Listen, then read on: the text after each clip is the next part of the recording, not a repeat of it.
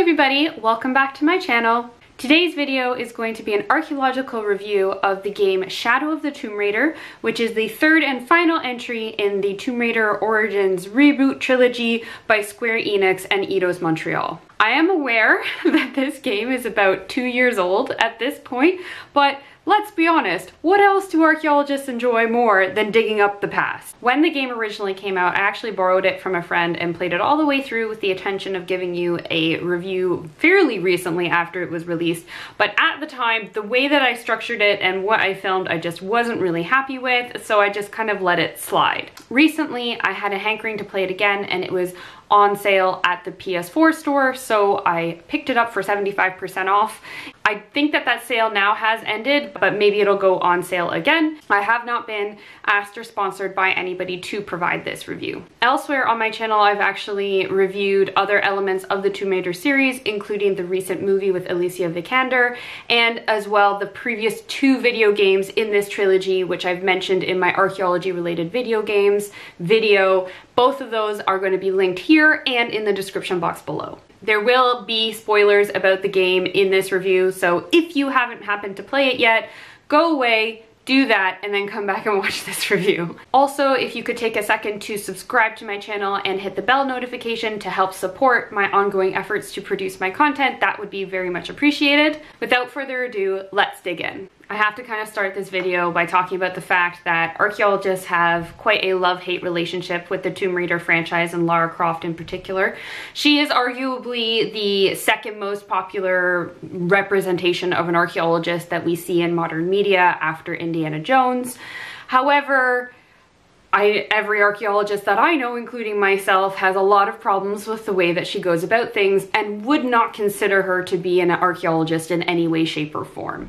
She is actually a tomb raider and or looter, which is something that is definitely not to be encouraged. The only thing that she seems to really have in common with archaeologists is that she tends to destroy things as she goes through them.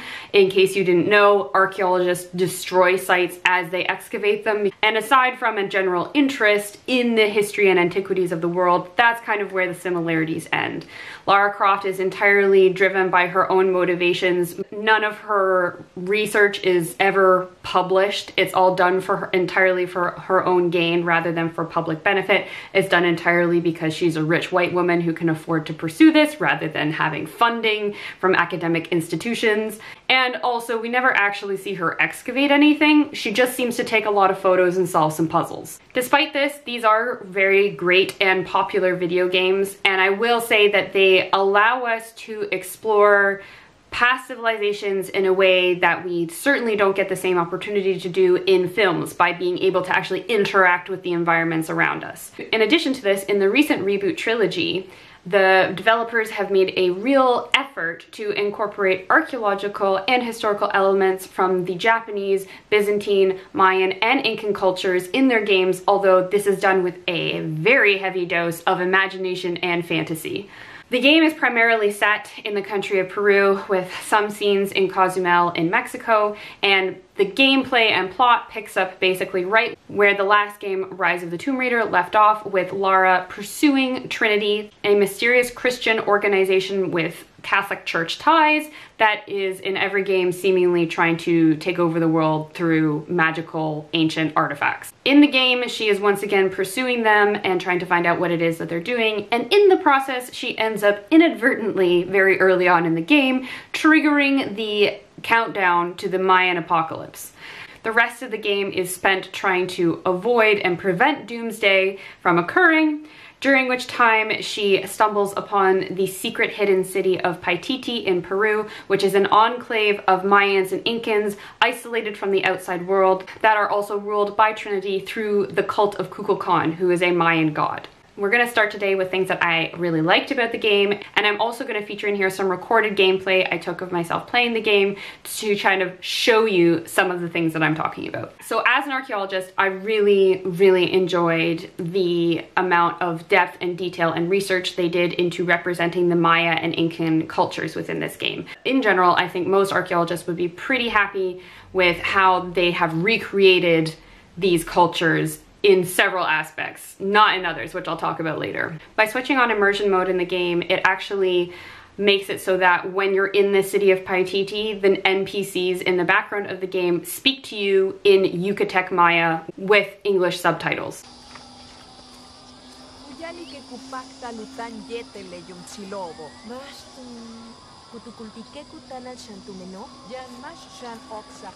Additionally, similarly to the other games, Laura learns languages as she progresses through the games and uses these to like uncover extra artifacts and treasures and stuff. But the three languages featured within this game are Yucatec Maya and Mam, which are Mayan dialects, and Quechua, which is the language that was primarily spoken by the Incans. All three of these languages are actually still spoken today. Mam is primarily spoken in Guatemala.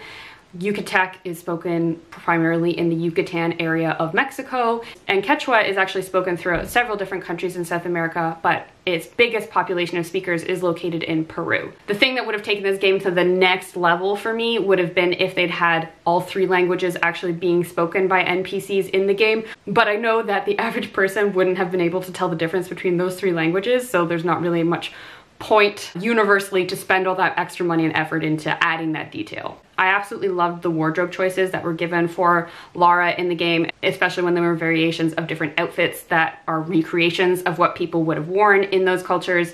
And I also really appreciated the amount of detail that went into the different wardrobes, I guess, of the NPCs in the game. If you're looking for it, you can see a really clear difference between the Incan rebels of Unuratu with their blue kind of color scheme and very geometric patterns on their clothing, and the Mayan occupants of Paititi who are followers of Kukulkan, who are primarily wearing a lot of like red, black, and white. They also make the effort of portraying social stratification through clothing and architecture between the lower kind of city of Paititi that you spend probably the majority of your time in, and then the upper city that you discover later on in the game. You can see a real clear difference as well in the different types of architecture that are used for different buildings.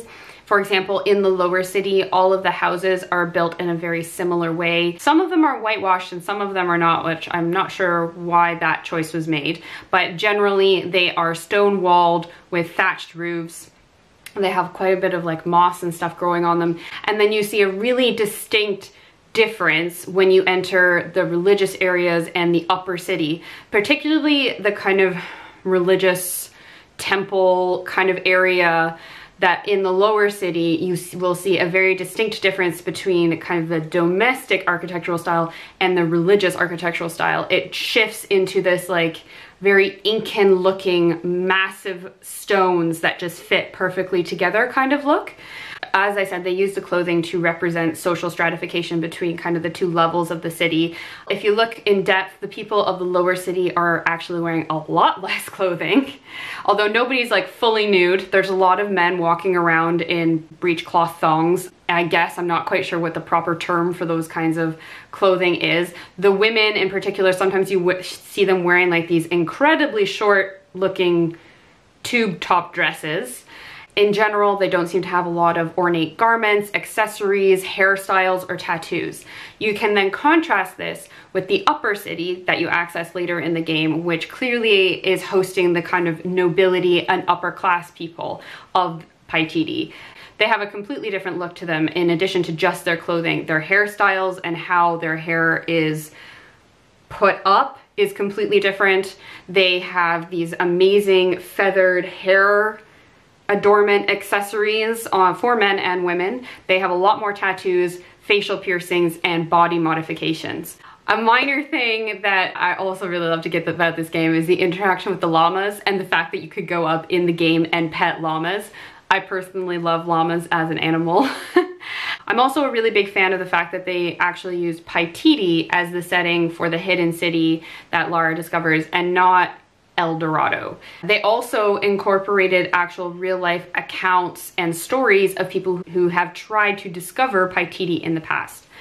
In case you didn't know, Paititi is actually a legendary, and keyword legendary, Incan lost city or utopia. We've never found it. Allegedly, it lies somewhere in the east of the Andes along the borders of Peru, Bolivia, Brazil. There are conflicting accounts, obviously, of where it's supposed to be. The legend of Paititi in Peru revolves around a culture hero called Incari, who founded the cities of Quero and Cusco, and who afterwards retreated and retired to the jungles of Pantiacola, not sure if I'm saying that right, to live out the rest of his days in this refuge city of Paititi. Many treasure hunters, conquistadors, and archaeologists have attempted to find the remains of Paititi in the past with no luck so far. The legend of the city and its existence was originally brought to us by the writings of the Jesuit missionary Andres Lopez in 1600. He never actually went there, and everything that he's writing about it is a third-hand tale that's being told to him by Incans or other native peoples. So he doesn't actually have any proof that it exists. He just has a story that it does. It is mentioned in other historical records of that time by several people, but those are mostly detailing expeditions to find it and stories about it. The developers deliberately chose to use Paititi instead of the more popular legend of El Dorado because of the fact that Paititi is actually more based in historical fact than the city of El Dorado. The alleged city of El Dorado never actually existed. It is a myth that just got like a little bit out of control through a massive game of telephone. The origins of the El Dorado myth come from the Colombian Muisca people, who had a custom where the tribal chief would coat himself in gold dust and then get ritually submerged into Lake Guatavita. It has obviously evolved from a myth of a gold-encrusted person into that of a gold-encrusted city, kingdom, empire. But it has no places in the historical record as an actual place, like the accounts of Paititi. I also want to note the fact that I really like that they used a place that's actually within a Incan historical myth with a Incan name like Paititi, whereas obviously like El Dorado is Spanish. Last thing that I really loved about this game, which is something that I loved in the other games as well, is how they incorporate within the gameplay you picking up documents and artifacts, which, if you're interested, will give you a lot more insight and backstory into the civilizations being portrayed and the story as it's happening around you. So it kind of fleshes out a lot of backstory that it doesn't do in like the cinematic cutscenes and main plot line. That's everything I liked about the game. Now we're going to talk about the things about the game that I didn't enjoy as much, including some things which I heavily disagree with. The first thing that has to be mentioned here is kind of two things that are tied together, which is the white savior complex throughout the entire game and arguably the entire game series, and as well the development or lack thereof of Lara's personality. The developers have actually gone on record to say that the plot of this game was deliberately constructed to try and address these concerns of white saviorism in the Tomb Raider games and the whole idea of Lara as a rich white woman just traipsing around the world stealing people's heritage for her own personal gain. In my opinion, and that of also many others, including quite a few archaeologists, they completely failed at trying to get this nuance across in the game. I did not get any sense that Lara had any kind of retrospective guilt or insight into the consequences of her action in the game. She never really seems to feel any kind of guilt or sadness, even after she inadvertently triggers the apocalypse and drowns an entire town in a tsunami. She never looks back and thinks, maybe I should have done that. Maybe I should have done that in a different way. Maybe I shouldn't be doing this at all. And I should leave this to Trinity, who, while I doubt their intentions, are at least being led by someone who actually knows what's going on. And throughout the game, she just doggedly pursues her goals, no matter how high the body count gets behind her.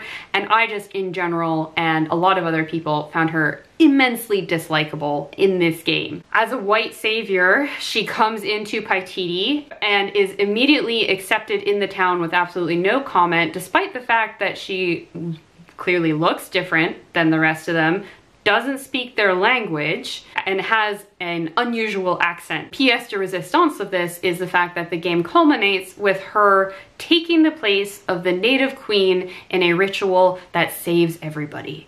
My God, could you get more white savior than that? Really? There are other problematic colonial elements to the game as well, especially the whole backstory of Trinity and their involvement at Paititi. As it turns out, Trinity, as a Christian organization run by the Catholic Church, came into Paititi a couple hundred years before the game is set. They essentially took it over through the cult of Kukulkan, making the native rulers of Paititi mere figureheads.